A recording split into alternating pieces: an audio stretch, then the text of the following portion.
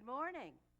I have to first mention that I was given instructions not to touch the mic. So if you come up to the mic, please keep your hands behind your back. We know what it's like when it gets maladjusted or whatever. All right, we will start our Residence Council meeting this morning with a song by, thank goodness, Patsy Kicklighter is here to play, and I think the music's going to be up on the screen. So, the Star Spangled Banner. So, if everyone would stand, please.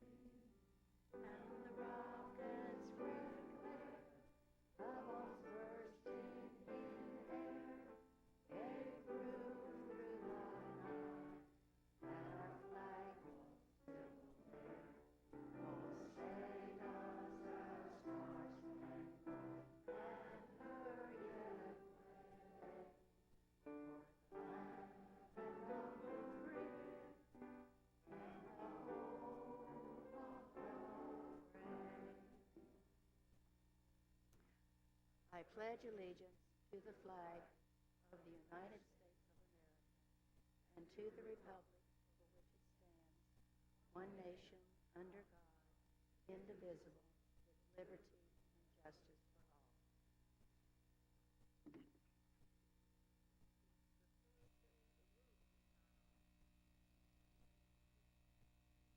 Tegan, I understand the loop is not on. Do I need to speak closer to the mic? Okay, we'll do that without touching. I don't know if I can do that or not. Okay, and now we have Linda Teague, who's going to introduce our individual who's going to have our moment of reflection.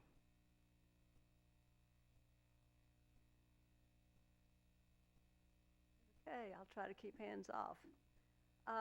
Gail Alexander, who's going to do our reflection this morning, is no stranger to any of us. But did you know that she's a Tallahassee native and that she grew up with family ties to Westminster? Her husband, Rusty, also grew up in Tallahassee, and they have a daughter who is a senior at FSU studying in environmental science and a son at the welding program at Lively Technical College. She and her husband are both FSU grads and love cheering on the Noles, and I know they were happy about the baseball game yesterday, as we all were. Keep our fingers crossed for what's coming up. They've been active members of Springtime Tallahassee and love cheering on the Noles as well continuously. They've been in Springtime since 2000, and she started in the marketing department here at Westminster Oaks in 2012. So Gail, please come and share your Westminster story.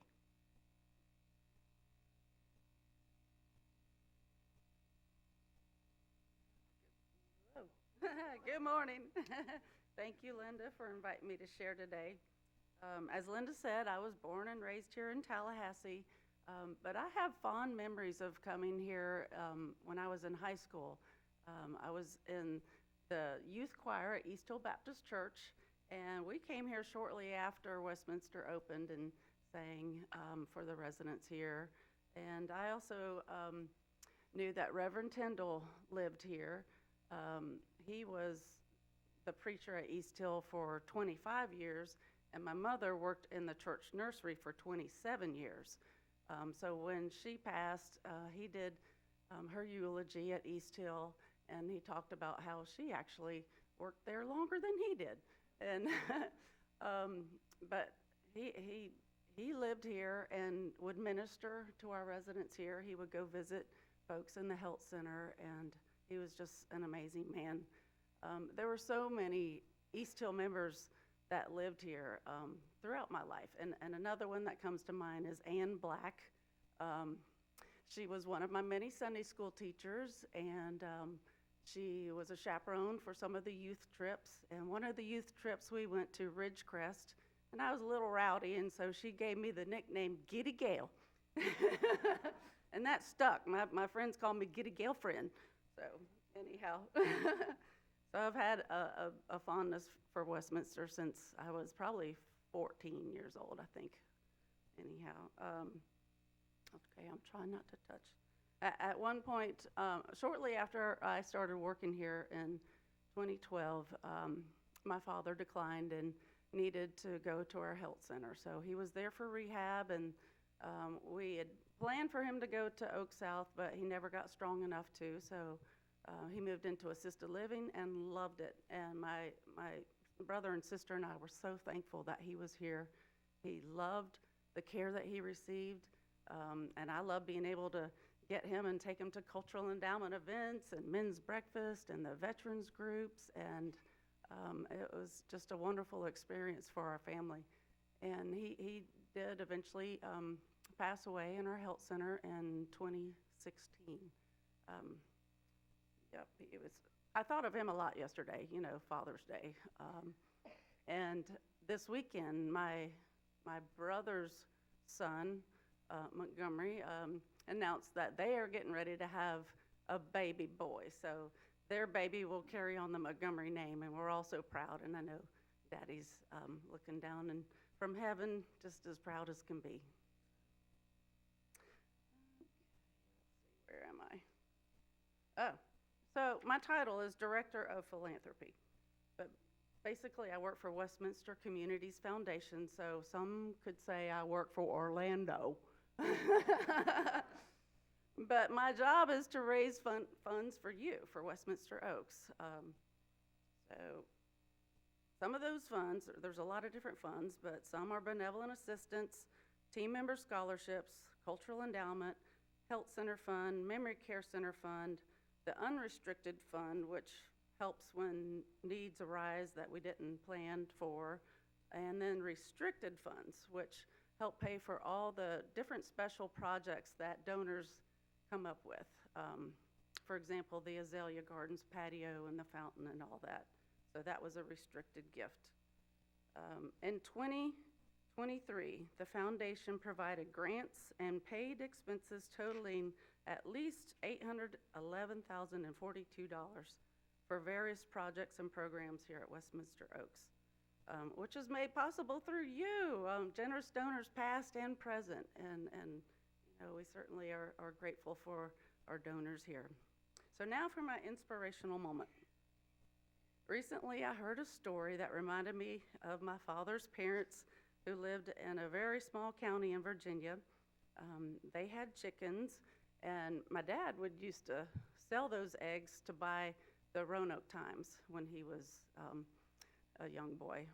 But as a little girl, when I would go visit, I loved to go play in their hen house, even though it stunk, and pet the chickens. And one of the chickens would let me carry it around, and its name was Pet Nicey. So a couple years later, my brother said, "Guess what? We're having for lunch today, Pet Nicey." You know, he was such a bully. Now I love him. So this story about this lady, it goes that she lived in a small rural county, and she had 12 chickens. They used the eggs, of course, for breakfast, deviled eggs, casseroles, baking cakes. Well, you know, you get the idea. And one night a fox came through and killed all 12 chickens.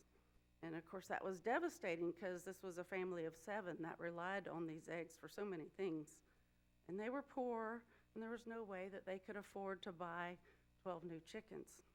So the lady's sister wanted to help. And of course, she was poor as well. She knew that she couldn't go out and buy 12 new chickens. But God gave that sister an idea. She went to the neighbors in the community and asked them if they would each be willing to give just 1 chicken to this family. And soon, all 12 chickens were replaced. So she didn't let the overwhelming situation keeping her from finding a solution. She knew that she could not solve the problem, the whole problem, but she could do just one thing to help. Everybody has 1 chicken or something they can do to help others in need. Your chicken may be to visit someone in the health center or the memory care center, or to pet sit for a neighbor when they're in the hospital, or to bake a dish, or, come up with something tasty for somebody who just recently had surgery or maybe a loss in their family.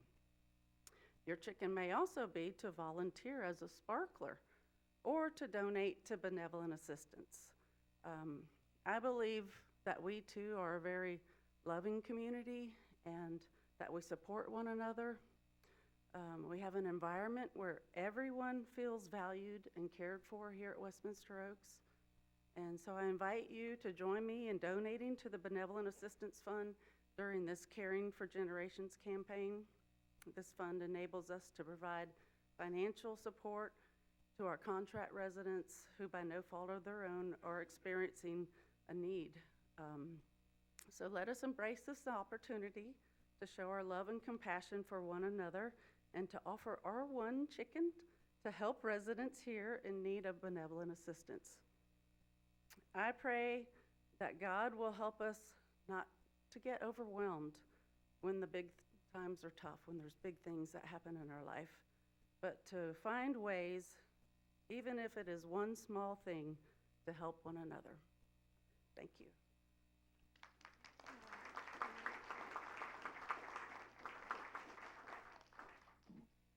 Thank you.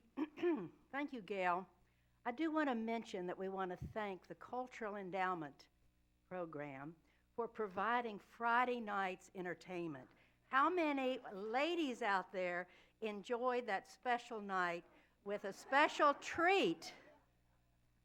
I think we all enjoyed it. It was a fun night, and as I said, I think the ladies want him back. So anyway, thank you, and that was the gift of the Cultural Endowment Program. Okay, now I'm going to ask Darlene to make a motion. We all received our minutes for the May 20th meeting. Is this on? I request a motion. Darlene made a motion, and the second. So moved. Any discussion? All in favor to accept the minutes from the May 20 meeting, say aye. Aye. Minutes are accepted. And now we will have our treasurer's report from Gary Stillwell. Good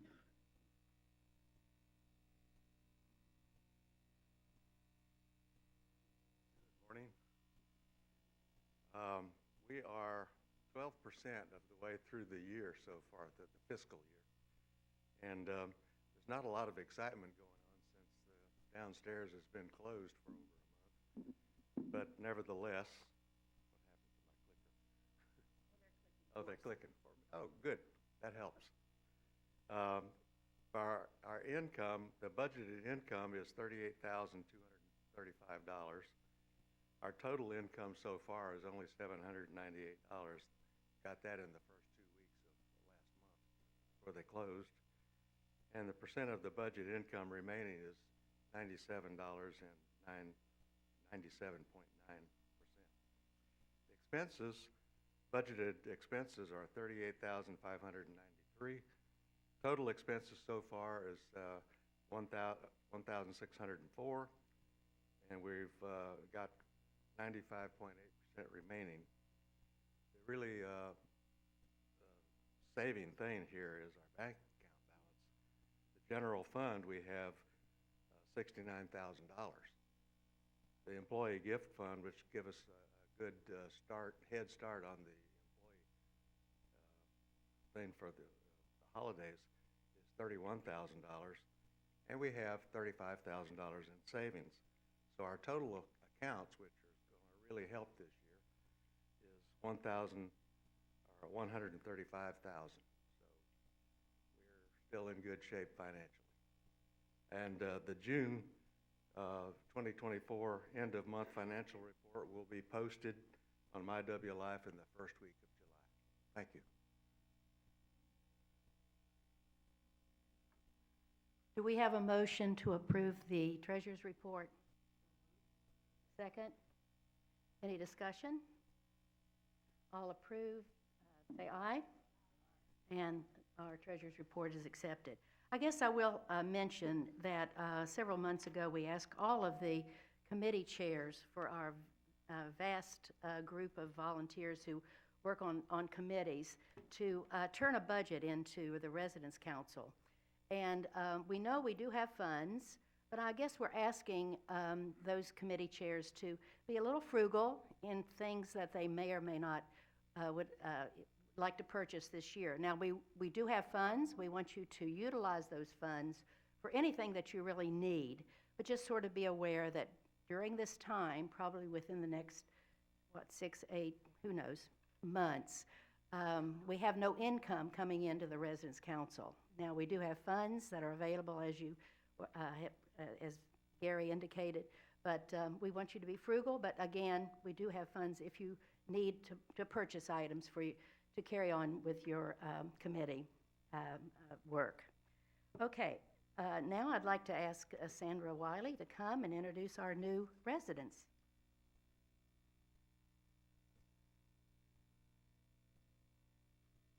Morning.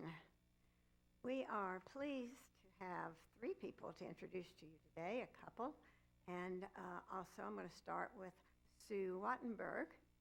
She lives in Oak South now. She was born in Cardiff, Wales. So I just keep noticing that we have such a diverse group of people here, wonderful people, and they're coming from all over, not only the country, but the world.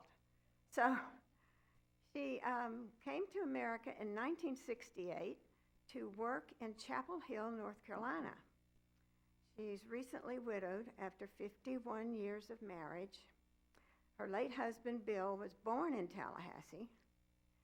Bill and Sue met in Hamburg, Germany, when he was an FSU student, but also teaching while he was abroad. That's quite an accomplishment. That was something special, wasn't it? Oh, Sue, would you stand up? I'm sorry. I meant for you to get to see her before I started talking. This is Sue. Thank you, Sue.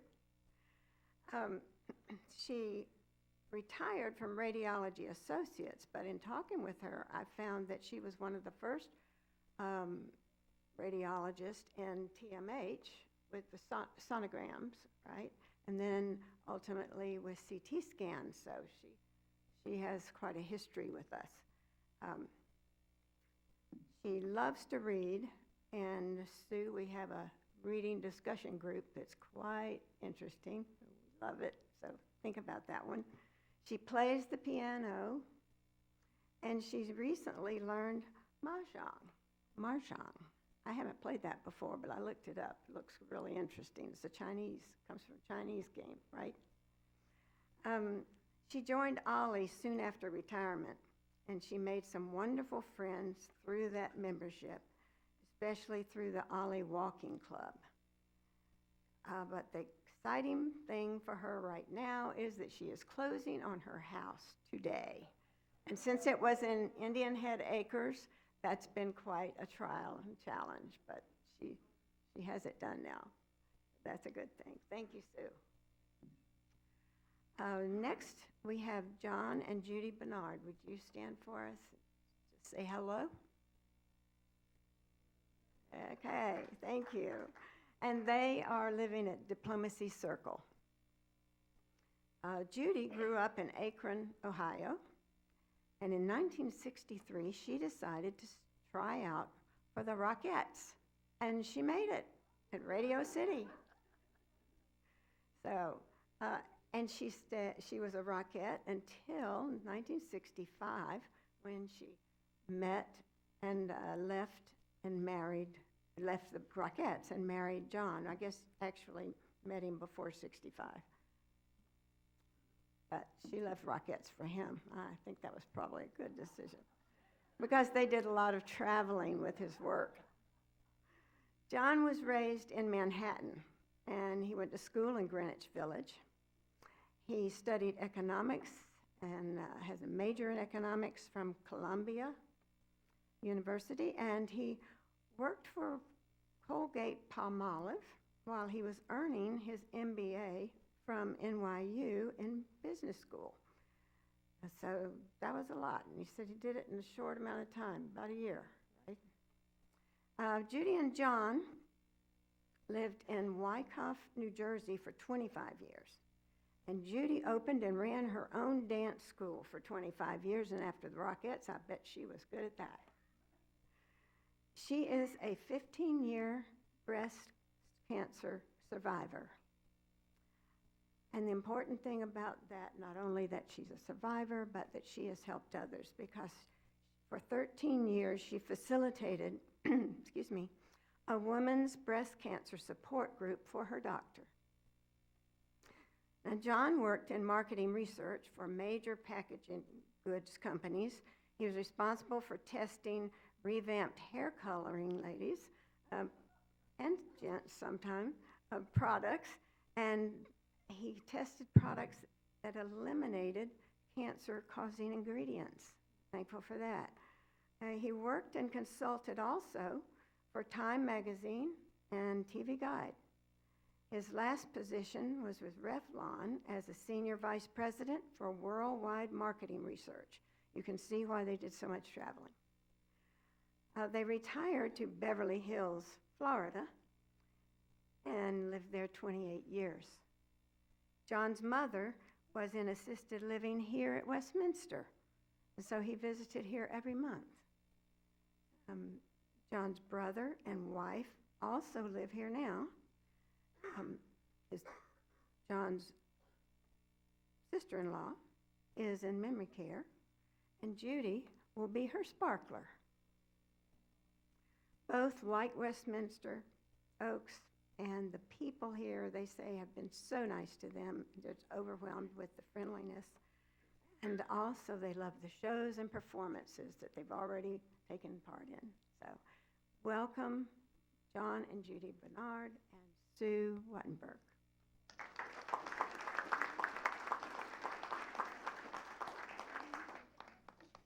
Thank you, Sandra. This week, Shannon gave an opportunity to Carol Bewley and myself to tour the downstairs, and now I'd like to ask Carol to come. He is the chair of our Maintenance, Security, and Emergency Response Committee for Westminster. So, Carol.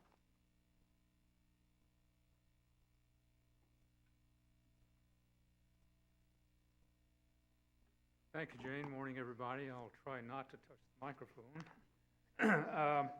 As Jane was saying, we did receive an invitation to come down and walk through the downstairs area with the project manager from Coastal Remediation. And I can't go into detailed comments about the knowledge of what I saw or what's going on, but we were able to get a sense of what's happening.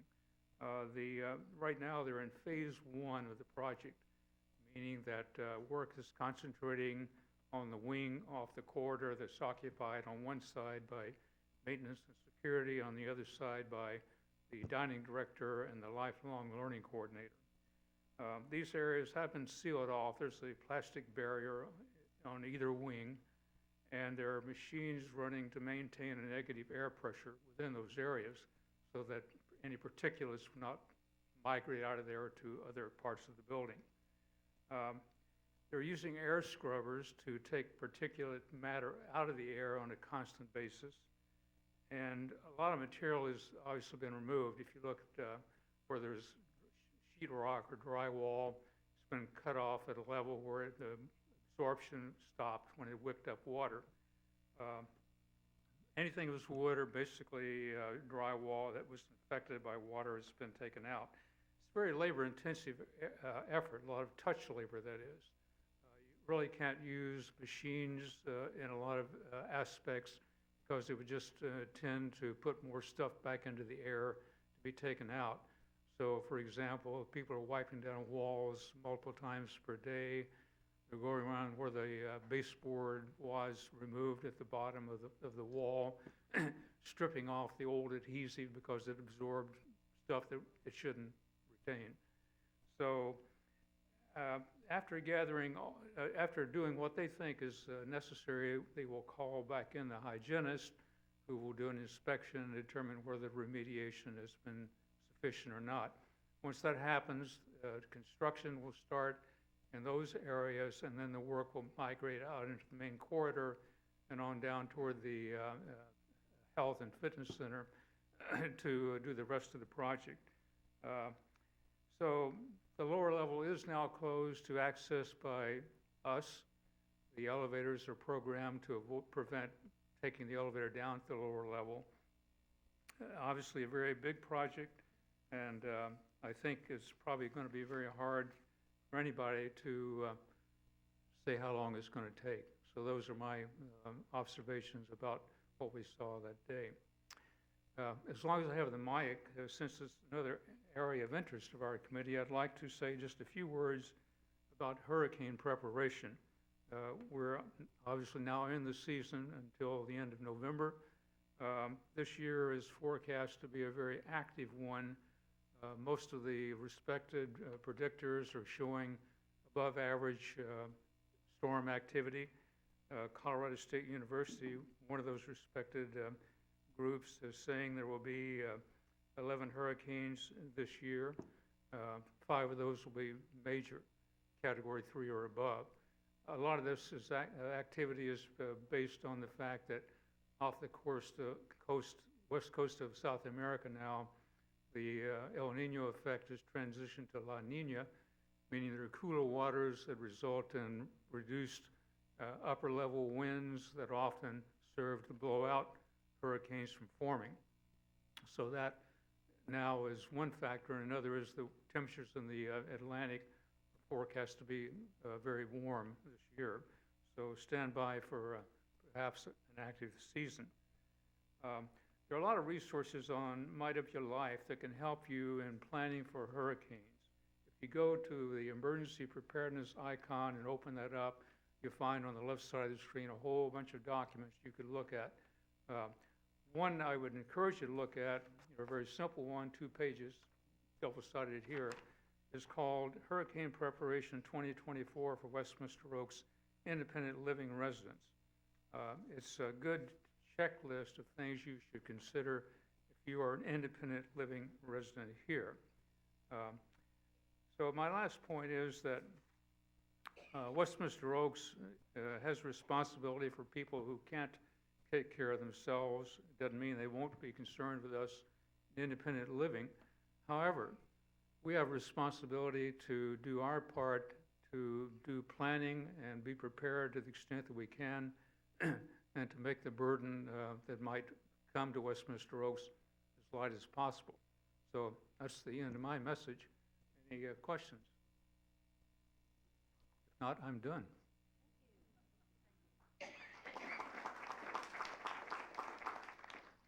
I think probably Shannon is going to mention that we'll have our town hall meeting on July the 1st, and we're going to have the quarterly financial meeting first, and then hurricane preparedness, and I'm sure she'll mention that too.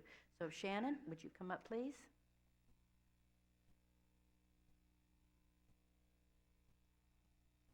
Good morning. I am just back from being off with my daughter. She had a deviated septum surgery, so it's really painful, and she couldn't tolerate her pain medicine, so we had to find alternate means, thanks to all my nursing friends, to give her pain medicine this week. So she's doing better and off to college next week. Yes, so what timing? And I just want to say thank you to Jane and Carol for going and visiting the lower level. I think you get some idea of the scope of what we're dealing with in that space, and it's a lot. And it does take some time. We are expecting the hygienist to show up this week to take readings, and one of the reasons why we needed to go ahead and interrupt the elevators from going to the lower level was because we had continued activity down there from both residents and staff, predominantly staff. And so it was time to do that. And one of the things that was happening was because staff and residents were coming and going, it was raising the humidity level. So we knew we weren't going to get good readings on that. We want to be able to move forward and start the reconstruction process as soon as possible. So we expect a report sometime this week.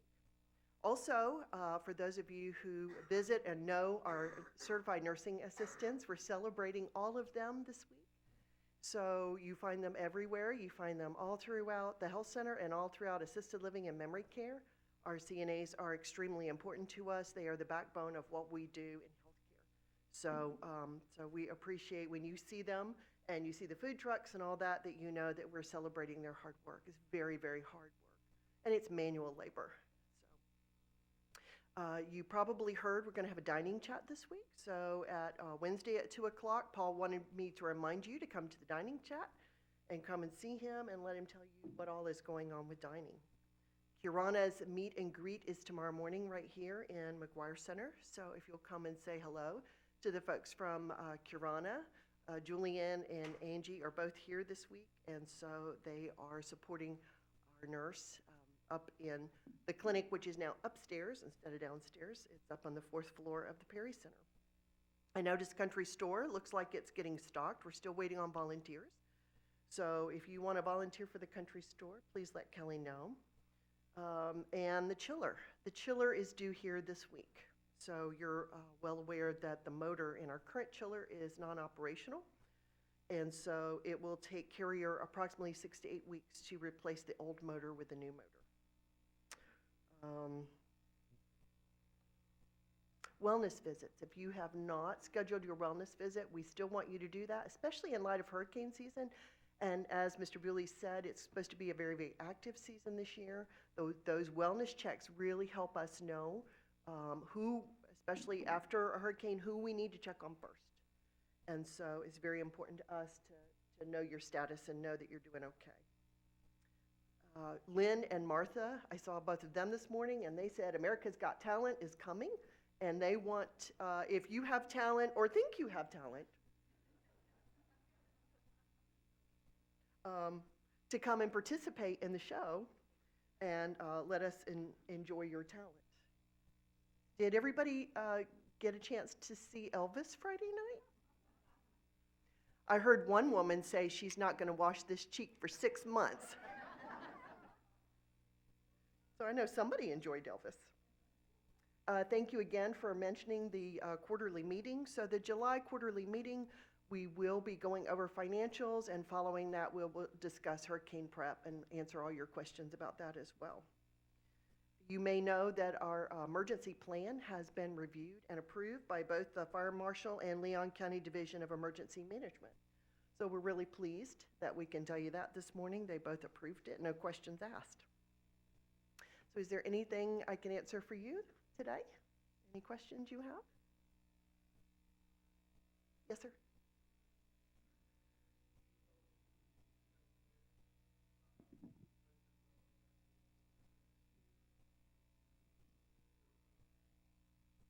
Westminster Community Board, are you saying the quarterly meeting?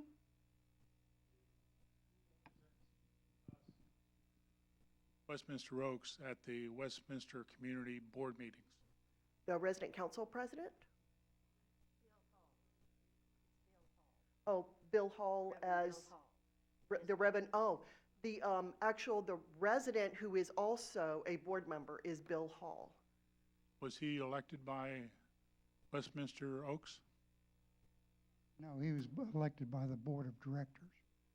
Okay, I was asking, I'm looking at the statute 651, and it says that the residence council should elect a representative to represent us on the... There's two representatives. Our representative right now is the president of the resident council, and the alternate is the vice president. We're currently in the process of redoing the bylaws, and the resident council will now nominate and elect that position. That's separate from what happened through the legislature last session, was that Westminster Communities removed the restriction of not having a Westminster Communities resident on their board. So now Mr. Bill Hull, who's in one of the properties in St. Petersburg, I believe, is a member of that board. So you see our confusion from your question. But our representative now is Joan? Jane, Jane, I'm sorry. Jane Hudson yes. is your resident council. Thank you. But you go to the board meetings. Yeah, she is Oaks, Westminster Oaks representative from you through the resident council to Westminster Communities when they meet. And whether it's by Zoom or in person, she's invited to those meetings to participate. Which is an in-person meeting actually next week. Any other questions? Thank you so much.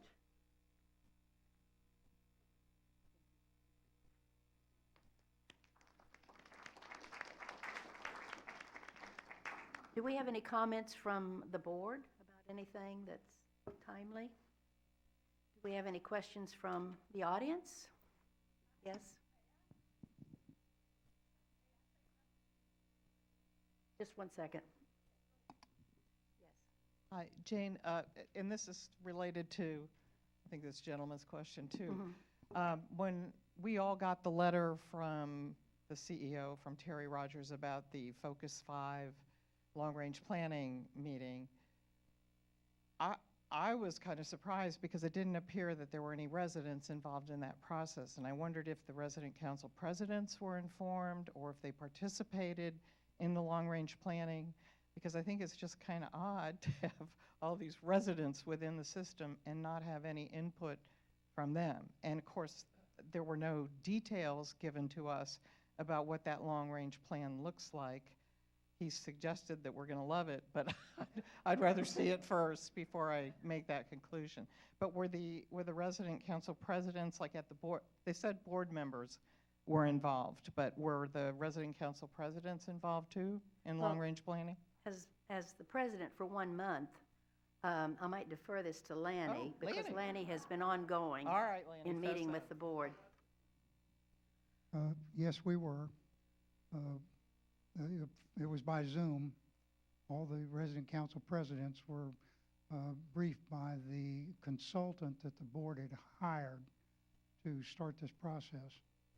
They talked to the Westminster Community staff first, and they talked to us as the presidents. And then 3 of the 10 presidents at that point, because the 11th community hadn't joined yet, 3 of the resident council presidents then worked with the staff and completed the plan before it was briefed to the board of directors. So it did percolate up that way or down that way, whichever you want to look at it. So it was involved from that level. There was a briefing document was the only thing we saw. Like, again, I said it was by Zoom when we participated with it.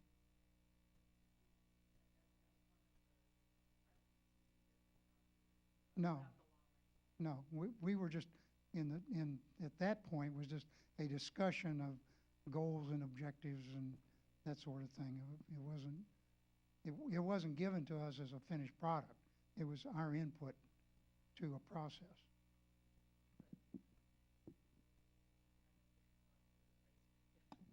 Sorry.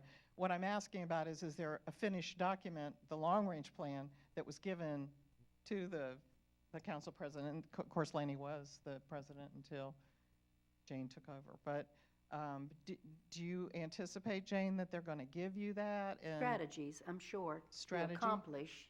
I'm sure eventually, and I'm meeting next week with the Orlando Communities Board, as well as all the residents' council presidents, and I'm sure they probably will be covering that, because, of course, you have the goals. If you don't have strategies to meet those goals, Right. how do you meet those goals? So that will be an issue we'll discuss, and I'll bring that up, and I know they must be working on it.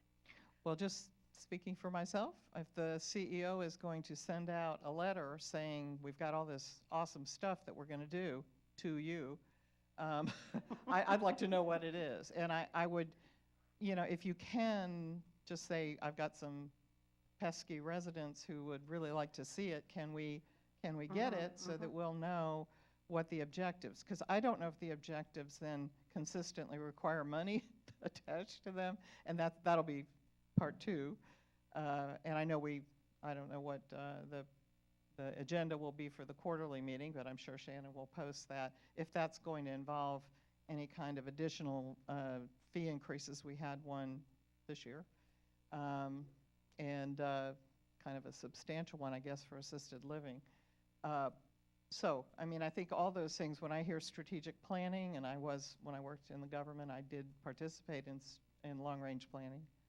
And I know that a lot of times that involves the fiscal issues too, so that would be helpful. And if there's substantive, programmatic type issues, that would be good to know.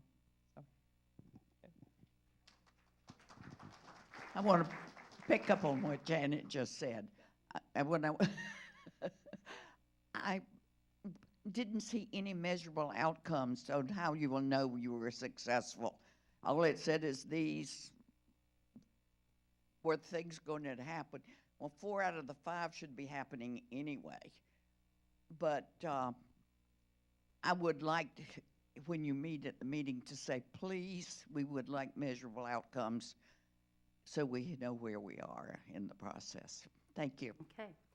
Just so you know, last year as the vice chair with Lanny, every month there is a meeting of the board, and we are in attendance with the Zoom meetings to know and have an opportunity to share or to speak at those meetings, as well as there's a monthly meeting of all the residence council presidents. So you kind of get, a grassroots meeting. I don't know if Lanny wanted to say something. Anyway, my eyes have been opened this year because as serving as the vice chair to what is happening with the residence count, with Westminster communities as it affects Westminster Oaks.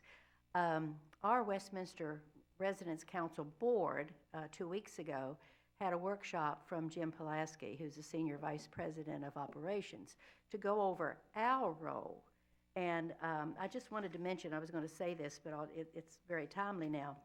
The principal purpose of our Residence Council should be to maintain a close and continuing relationship with the residents and the management of the community. One of those goals is to help management and the board of directors better understand the desires and needs of residents. So you have an issue, you bring it to our attention. Also, help residents better understand the challenges and the objectives of management and the board of directors. So we're sort of an avenue of communication, and hopefully through our connection through Westminster Communities, we can answer some of your questions and also bring those questions to the board, which I think are very valid. So that will be happening next week when I come. So I think we have another question. Yeah, this is a question to Lanny, actually. If you had an opportunity to give input to the long-range planning document or process, could you give us an outline of what you had suggested or what the Residence Council presidents in general suggested?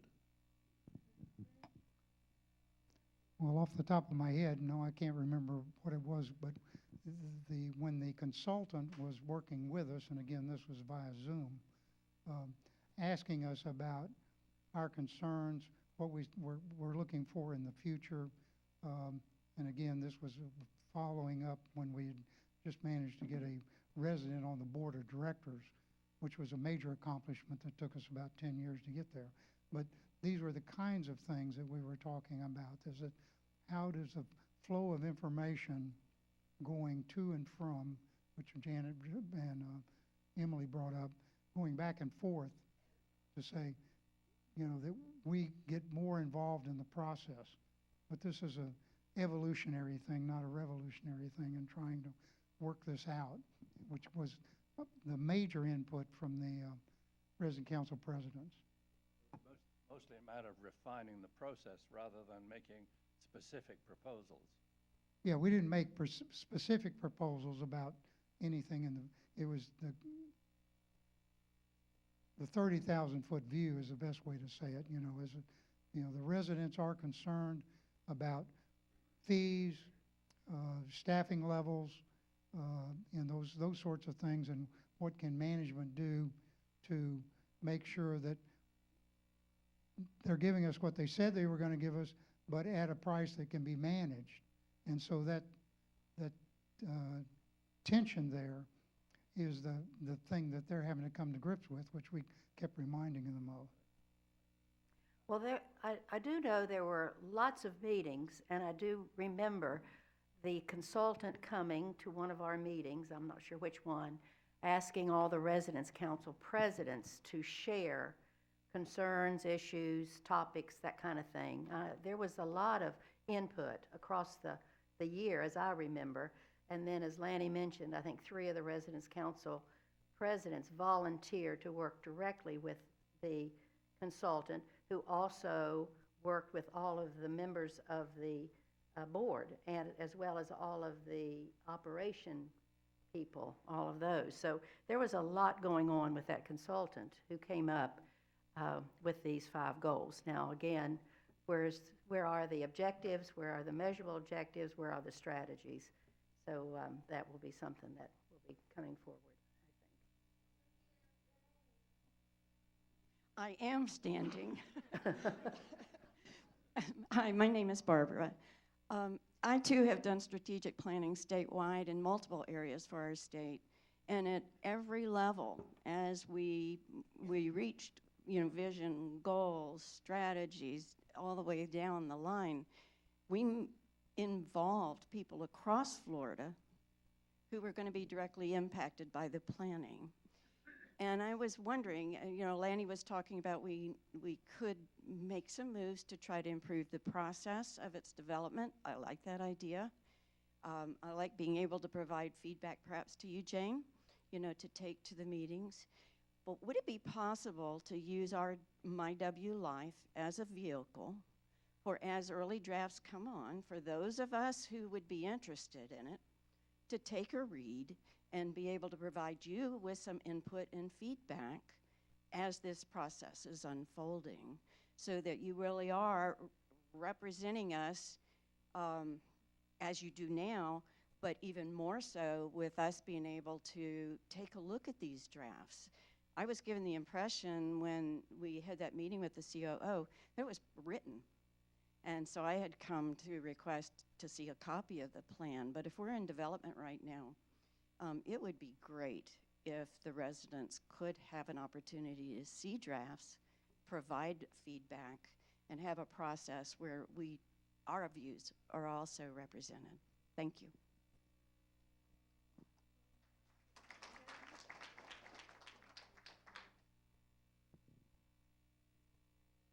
Are you finished with that? Because this is entirely different.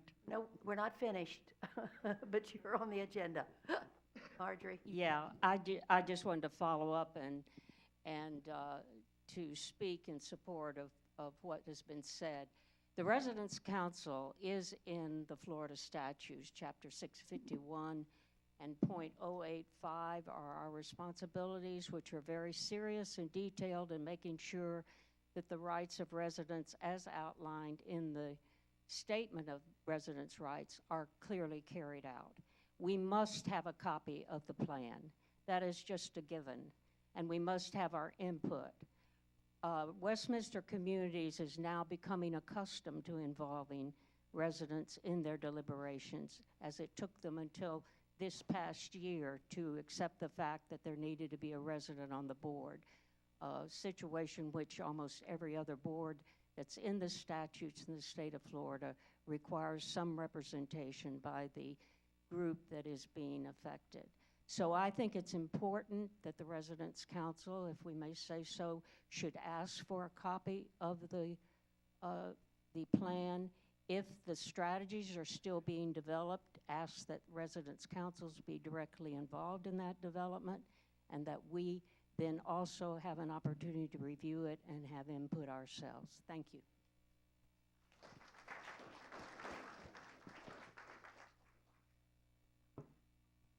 I'd like to suggest, Jane, that since there are Westminster Community Board meetings monthly, that we add to our agenda here a report from you, the representative, to share with us what's going on at the last meeting. Would that be possible?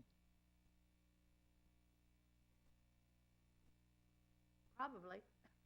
Probably. I hope so. Okay. We can attempt to do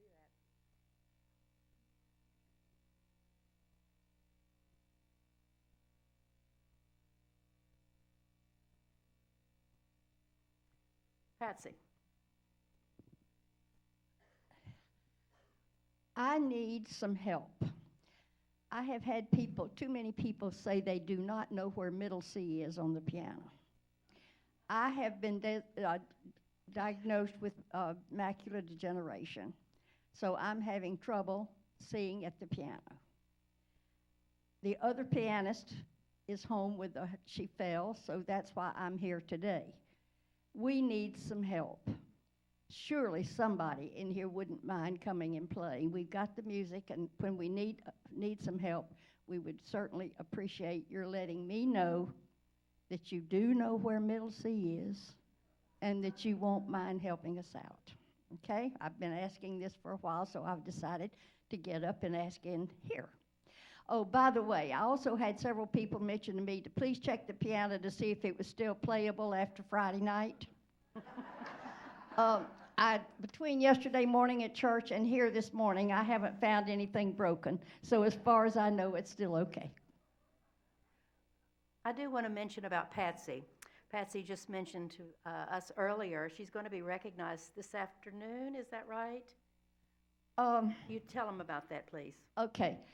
This is the 55th anniversary of musicals in the high schools. My husband, Ray, started the first musical in 1969. And this year, the summer, this coming up in another week or so, they are doing Music Man. Music Man.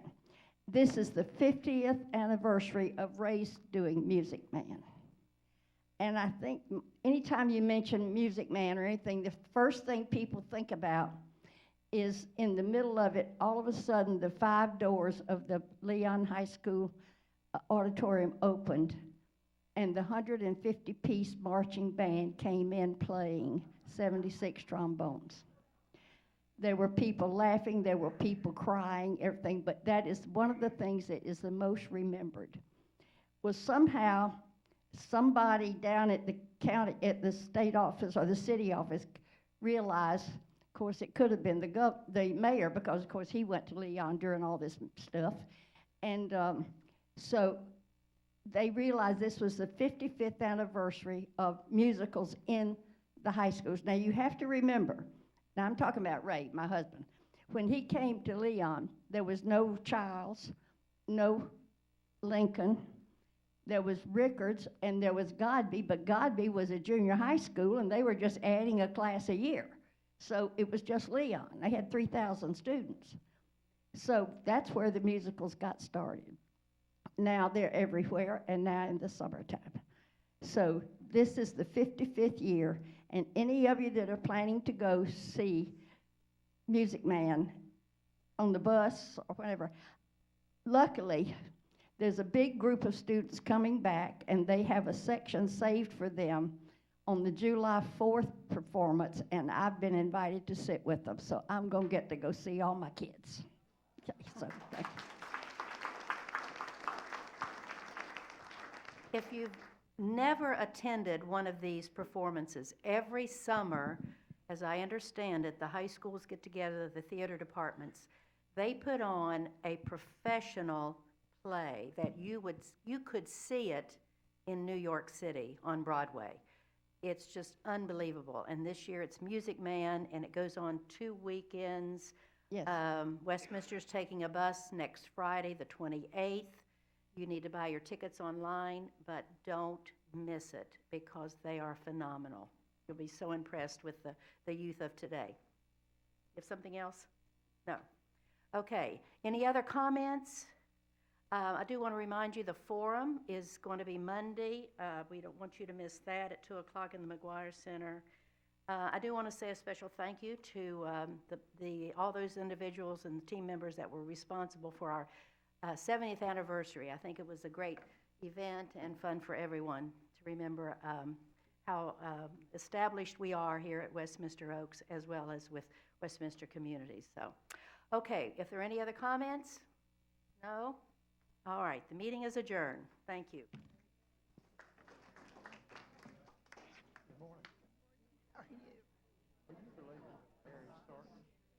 My ex-husband. Okay. Yeah. How do you know him?